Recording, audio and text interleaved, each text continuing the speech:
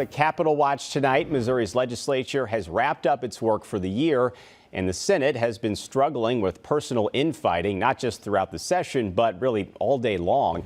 We want to bring back John Kipper. And John, what exactly did happen this afternoon?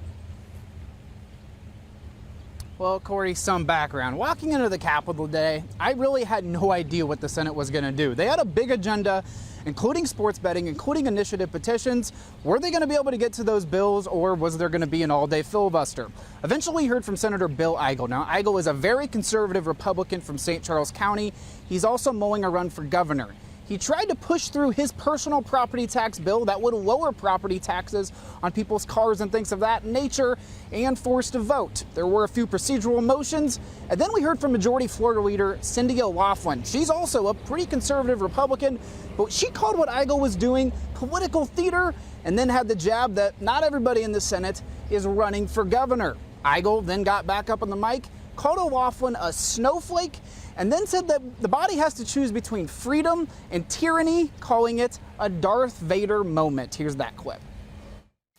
And so perhaps the Darth Vader moment that we face today is for this chamber, because we have spent an entire session, with few exceptions, passing bills that will not change the trajectory of this state. And here we are, after 4.5 months, one of the longest legislative sessions in all of America, with one more opportunity to do right by the people of this state. Now, O'Laughlin then got back up on the mic and explained why that personal property tax bill wasn't happening, citing her own rural district, saying those rural communities really depend on that extra tax money to fund schools and other government. Then she responded to those odd Darth Vader claims. We're not Darth Vader. We're senators and working people. So a lot of bickering, but let's take a minute and talk about what the Senate did pass this week, banning texting and driving in the state of Missouri.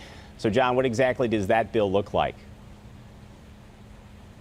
Yeah, Corey, as you mentioned, it was one of the major things that happened since I've been down in Jeff City. And here's a look at exactly what that bill is going to do.